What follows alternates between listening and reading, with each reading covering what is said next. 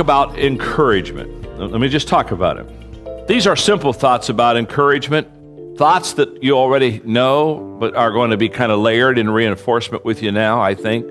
And the first thing I want to say about encouragement is that encouragement keeps us going. Many times I've wanted to stop, but words of encouragement or deeds of encouragement have kept me going. George Adams said, "There are high spots in all our lives, and most of them have come about through encouragement from someone else." This is not in your notes, but let me just quickly read the paragraph of the story. It's about Walt Whitman, who was a 9th century writer, as you know. And Walt Whitman struggled for years to get anyone interested in his poetry. In the midst of the discouragement, Whitman received a life-changing letter from an admirer of his work. The note read, "Dear sir, I am not blind to the worth of the wonderful gift of Leaves of Grass. I find it the most extraordinary piece of wit and wisdom that an American has yet contributed. I greet you at the beginning of a great career." It was signed Ralph Waldo Emerson. Wow. I'll bet he kept that note. But can you imagine what they did to Walt Whitman the day that he got a note from Emerson saying, "I think you're pretty good"? Go to your notes. Walt Disney said, "There are 3 kinds of people in the world today.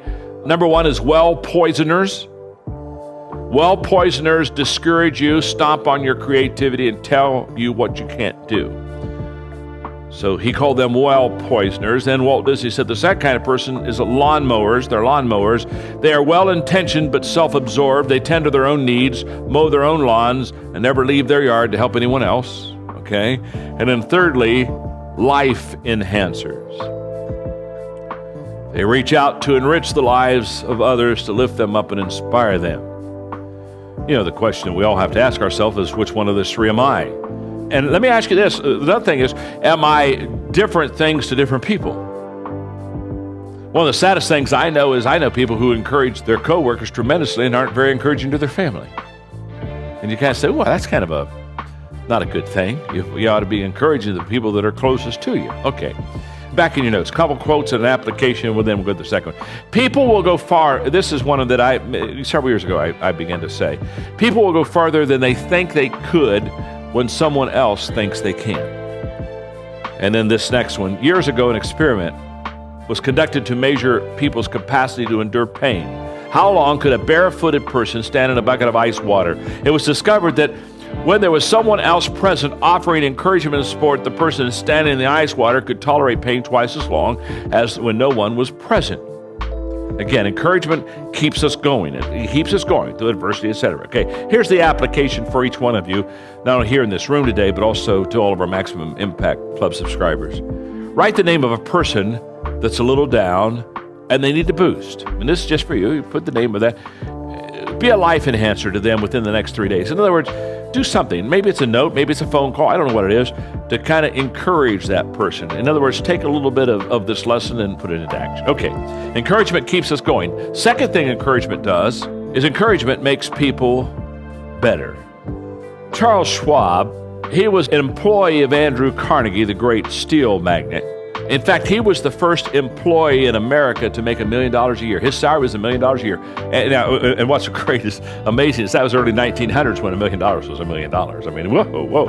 And he was the first person that literally was paid a $1 million salary in America by Andrew Carnegie.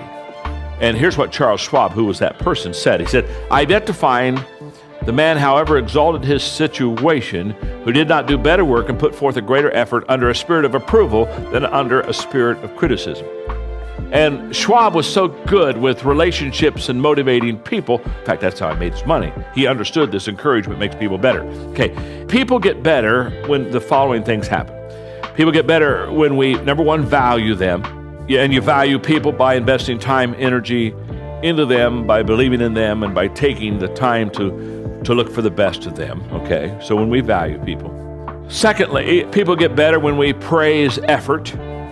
Praise them when you see them make efforts to better themselves and those around them. And people get better when we reward performance. Reward them when their performance climbs. This kind of encouragement will help people achieve things beyond their day-to-day comforts and competencies. I can give you a wonderful personal example of encouragement making a person better. In 1977, my goodness, good night. In 1977, I purposely said I'm going to write books. And I did so because I wanted to influence people beyond my physical presence and touch. So I began writing in 1977, and my first book came out in 1979, a book called Think on These Things. When I decided to write, it was naturally an oral communicator, but when it came to writing, it was a whole different ball of wax. And I was very frustrated because I knew I wasn't any good, and it's just not fun to do something you know you're not any good at, and I wasn't any good at it. And I knew it wasn't any good, and I'd read it, and I'd say, this is lousy. I wouldn't, I'm writing. My mother wouldn't read this, you know what I mean? It's just not any good. And Les Stobie came alongside of me. I went to a writers convention, okay, well, I'll see what I can do, and hung around a bunch of writers and didn't connect with any of them hardly. But Les Stobie found me. And Les, I told him, I said, I'm not very good. And he said, I'll coach you. And I can still remember to this day being in Houston, Texas, and I was writing a book on attitude. And it's the book that talks about the fact that your attitude is the prophet of your future. And it's about 12 lines in there. And I can remember reading that on the phone to Les Stobie and him saying, John, you understand now how to engage a mind. That's good stuff.